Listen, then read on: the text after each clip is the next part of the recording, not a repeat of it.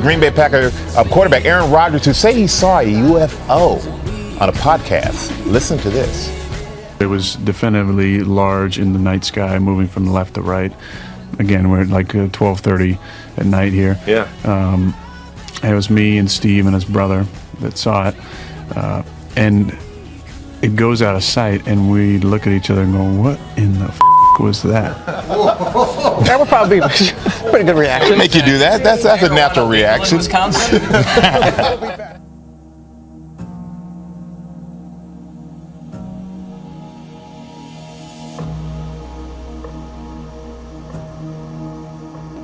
NFL star Aaron Rodgers' estranged family is not impressed with the recent comments he made about religion. An insider tells us Aaron's family was dismayed and added that comments he made on his girlfriend Danica Patrick's Pretty Intense podcast were a slap in the face, as they put it. Aaron revealed that he had trouble connecting with his religious community as a child and said, quote, "Most people that I knew, church was just, you just had to go." That was his quote. Aaron also shared that he has gone down a path to a different type of spirituality that is more meaningful to him. I just didn't find any connection points with those things, and started questioning things, and had friends who had other beliefs, and enjoyed learning. That's kind of a part of my life. Had some good friendships along the way that helped me, to figure out what exactly I wanted to believe in. And ultimately it was that rules and regulations and binary systems don't really resonate with me. Enjoyed learning about other religions and meeting the Dalai Lama. And, it's been a fun path to a different type of spirituality, which to me is it's been more meaningful. Aaron did not specifically refer to himself as an atheist, but said that religion can divide people. He said, quote, "Religion can be a crutch." Religion can be a crutch, can be something that people have to make themselves feel better. And because it's set up binary, it's us and them. It's saved and unsaved. It's heaven and hell. It's enlightened and heathen. It's holy and righteous and sinner and filthy. And I think that makes a lot of people feel better about themselves. Is that, I got Jesus, and I'm saved, and I'm going to heaven, and there's only 144,000 of us going, even though there's 7 billion people on the planet. Aaron has been estranged from his family for several years, including Bachelorette alum Jordan Rodgers. He's not spoken publicly about the reasons behind that estrangement, but an insider tells People that religion is actually part of it. The insider adds that Aaron's family still loves him very much, but disagree with him about fundamental things. In a 2017 interview with the New York Times, Aaron's father, Ed Rodgers, said that fame can change things, and that Aaron allegedly stopped talking to his family members at the end of 2014, shortly after he began dating actress Olivia Munn. Church was you just had to go. Your parents made you go, you wake up, you put some clothes on, you go, and you can't wait to get back and watch the second game of the day in the NFL on TV. But I started going to Young Life, and that's where I met Matt Hawk, who Matt was leading our Young Life group there for a while, and he was the first Christian that I met where I was like, man, this dude swears every now and then. He loves sports. He coaches sports. He's he's an awesome dude. He's just a really rad guy to be around. I kind of like the way that he talks about Jesus, and the way that he talks about what it means to have a relationship with Christ. That's pretty cool. So I enjoyed my time with Young Life. We did some amazing outreach stuff. We went to Mexico during 2 spring breaks and built houses in Florida, outside Tijuana, rough areas. That was meaningful. That was really meaningful work. And there's not really a Young Life for college. It gets into more organized, athletes in action or whatever it might be, campus organizations, and I just didn't find any connection points with those things, and started questioning things. And would you separate the two, being spirituality and religion? You were religious and now you're spiritual? I think both can work for people. I do. I think again, it's very black and white, binary in binary sense, but I don't think it's very welcoming. And I don't know how you can believe in a God who wants to condemn most of the planet, to a fiery hell. What type of loving, sensitive, omnipresent, omnipotent being wants to condemn most of his beautiful creation to a fiery hell at the end of all this.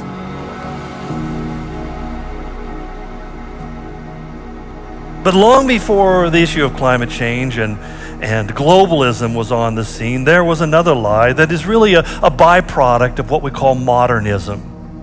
And if you put it into a philosophical context, you have the Enlightenment created modernism, and modernism led to postmodernism, and then postmodernism now is moving into what we call hypermodernism, and I don't have time to break those down for you, but probably will in future opportunities. But modernism represented a departure from the biblical worldview that had been pretty much embraced, especially in the Western world, for a couple of millennia, and were replaced with what we call the scientific worldview. And I use that word scientific advisedly because it's not particularly scientific. It claims to be based upon an empirical approach to life. In other words, we just the facts, ma'am, nothing but the facts. But in fact, there's no such thing as just the facts. It's often influenced by our feelings and our opinions. And particularly, we found it began to really get rooted into a culture with a Darwinian theory of evolution. You see, I call it the evolutionary theory of nihilism, because nihilism is simply a philosophy. But the unforeseen effect of that was it created generations who said life essentially has no meaning, no purpose, outside of whatever pleasure and advantage I can personally experience. And it began to reduce men from being man the thinker, which is what Homo sapien means, into man the feeler. And suddenly my sensory perceptions became key to everything in life. As we find today, people are saying, how are you feeling? Tell me what you really think or what you really feel. Really? Seriously? My feelings are about as dependable as the weather in Spokane. But this began to breed a theological liberalism, because if God didn't create everything, what is the Bible all about? What is religion all about? Well, suddenly religion becomes nothing more than a coping mechanism composed of a lot of mythological ideas to comfort the hearts of those who aren't as intellectually superior as the people in the white ivory towers are. That gave place to an atheistic humanism that basically said man is the ultimate reality. He's the center of the universe, and everything should revolve around man instead of revolving around God. We became essentially our own deity. And you see, as we begin to make ourselves the defining characteristic, one of the things we find is that we have so many divergencies amongst us. We even talk about as one of our social goals to strive for diversity. You know, diversity never led to anything really except confusion and chaos and anarchy. Most of us get conflicted because we're trying to create a unified perspective of our life in this world. What does it mean, and what should I be focusing my energies upon? But if everything is just scattered data with no interpretive grid, then I'm suddenly left with a confused life. So someone came up with, well, it's all about existentialism, not the philosophical existentialism. It said, reality is whatever you personally feel it is, because it's all relative. Your truth is relative to my truth, so that you can have your truth and I'm going to have my truth. I love what Rabbi Zacharias said when he was debating a professor who had this point of view, that he says it's not an and either or, it's a and then reality. And he said, well, let me tell you the reality. In India, when you step off the curb, it's not either or, it's both and. Either the bus wins or you win. But you can't survive both. The bus is a reality that crashes into your life. And the simple fact is that every one of us live in a world where reality always seems to crash into our existential fantasies. But that brings us to where we are today, and that's libertinism. which is basically a disregard of morality, especially a disregard of sexual morality. The lie of libertinism began to become mainstream in the 1960s. George Gilder, who is the founder of the Discovery Institute and is one of the real Renaissance men of our age, put it very simply. He said the ultimate vision of the sexual liberationists is that the two sexes are essentially identical and inessentially and arbitrarily divided. In other words, men and women are essentially the same thing.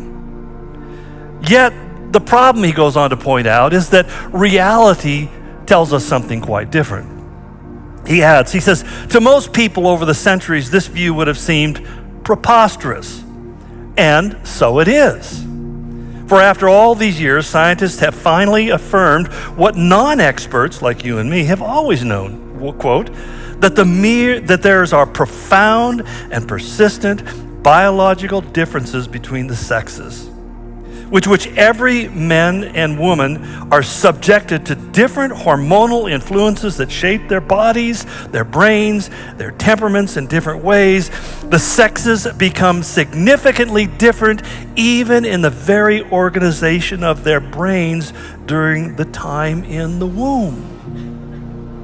Even the way our brains are formed, that men tend to process data mentally differently than the way that women process data.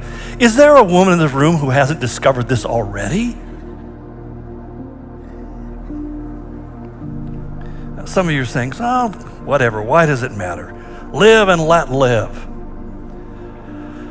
Let me begin with something that G.K. Chesterton noted many years ago. He said, when the unthinkable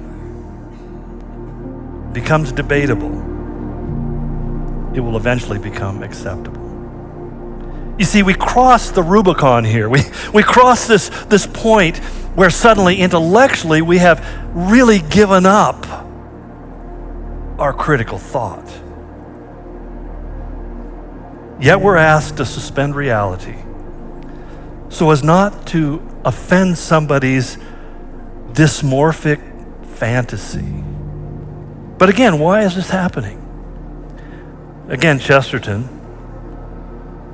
one of the greatest minds of the 20th century, once wrote, he says, when a man stops believing in God, he doesn't believe in nothing. He believes in anything. He believes in anything.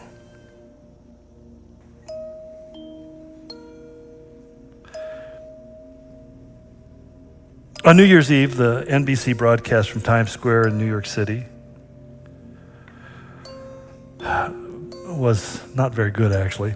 But behind the host, there was a banner at one point declaring the theme for their 2020. They said, no judgment, no judgment. In Acts 17:31, the apostle declared, he has set a day when he will judge the world with justice. The loss of that perspective in regards to what we see happening in our culture is, I think, the thing that's most troubling to me. The loss of a sense of mission and greater purpose than my best life now is deeply troubling to me.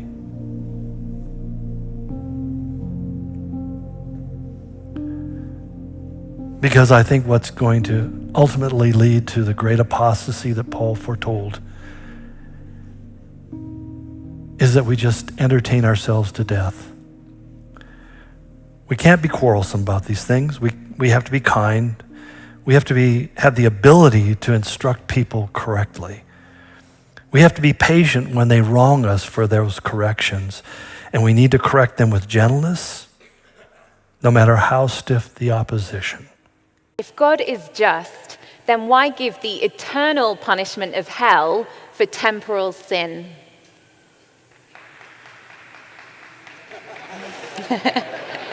Thank you. Glad we could do your question. Thank you for that question.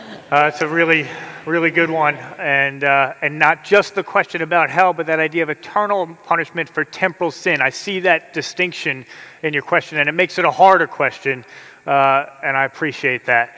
Let me start off, if it's all right, because I can continue on from what I was saying.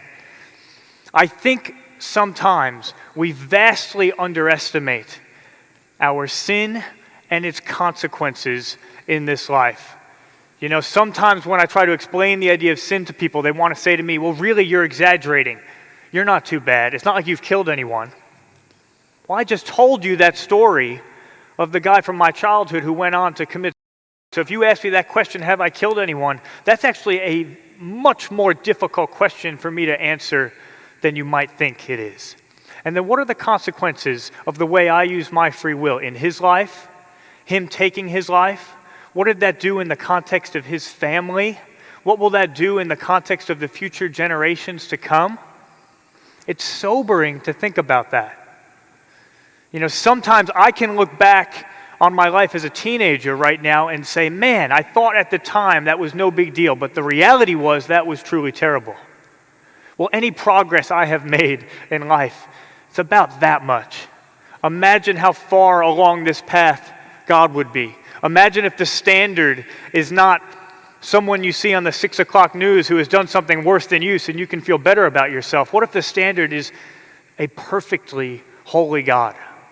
A perfectly holy God who loves each one of us. What would our sin look like from his perspective? And the multiplying and the exponential effects of that sin. Maybe Jesus gives us an idea in some of his statements that lust would look like adultery, that unjust anger would look like murder. So temporal sin, eternal punishment, when I think about the reality of my sin, I don't see the gap the way you might initially presume that it is there. But now let's talk just briefly about this idea of hell itself. How are we to understand this idea? I think one of the best ways to understand it is in a relational framework. Jesus invites us into relationship with himself. A relationship can only be entered into if both people say yes to that relationship. If we are not willing to say yes to that relationship, then there's nothing that Jesus can do on his side. Sometimes people say, why is Jesus the only way to heaven? And I answer, well, because Jesus is heaven. That's what heaven is. Why is Jesus the only way to eternal life? Well, because Jesus is eternal life. Flourishing relationship with the God who created you and desires to be in friendship and relationship with you more than anything. That's what eternal life is. It's not just some theme park that we get a ticket to and then we can go or decide not to go. It is the relationship itself. And that's why someone like Christopher Hitchens said, heaven would be hell for me. Why? Because he doesn't want to be with God. Because he said that explicitly at one point in his life. People like Friedrich Nietzsche, Jean-Paul Sartre, Thomas Nagel, the philosopher, they say, I don't want to be with God. It would be an invasion of my privacy. It would take away my autonomy. That's not attractive to me. Well, if that's not attractive to you, then God is not going to force you to be with him. And being apart from him in the context of eternity, that's what we call hell. It's interesting that the Bible uses a phrase when it refers to hell at times. It talks about weeping and gnashing of teeth. That may seem like a very harsh phrase to you, and it always did to me as well. But in my family, we've dealt with a lot of estrangement. At one time, 2 uncles of mine, they didn't speak for about 7 years. But I have a vivid memory of the 2 of them being at a wedding together. They both had to be at this wedding. They had to be in each other's physical presence and yet relationally estranged. And you know what I saw on their faces? Literally weeping and gnashing of teeth. That is the natural reaction to being in the presence of someone who you know full well you're supposed to be family with, the person who is supposed to love you most, the person you were intended to be in the deepest friendship with, and knowing that there's nothing other than your own stubbornness that keeps you from being together with them. That all it would have taken on either side, just one of my uncles, to say, I'm sorry, will you forgive me? And that relationship would have been restored. And it is the same with God. He will not force that upon us, but if we will just say, I'm sorry, there is nothing he desires more deeply than relationship with each one of us. That implant those kind of ideas in our mind through all sorts of vehicles, and especially in this quote-unquote information age, his ability to send disinformation, talking about fake news, he puts all sorts of ideas into our heads that distort and twist and lead astray. It's interesting that when Adolf Eichmann was condemned for his part in masterminding the Holocaust, he said, one of his last words is, "One day you will thank us for what we did." And you sit there and going, what kind of twisted mind believes that? And a twisted mind that has been deceived to believing that evil is good. It's important but overlooked oftentimes that the Bible never suggests that Satan's attacks will come with some kind of overwhelming onslaught of demons, but that forces men to both believe and follow after his lies. Rather, what Paul points out to the Corinthians is this: just as Eve was deceived by the serpent's cunning, your minds may somehow be led astray.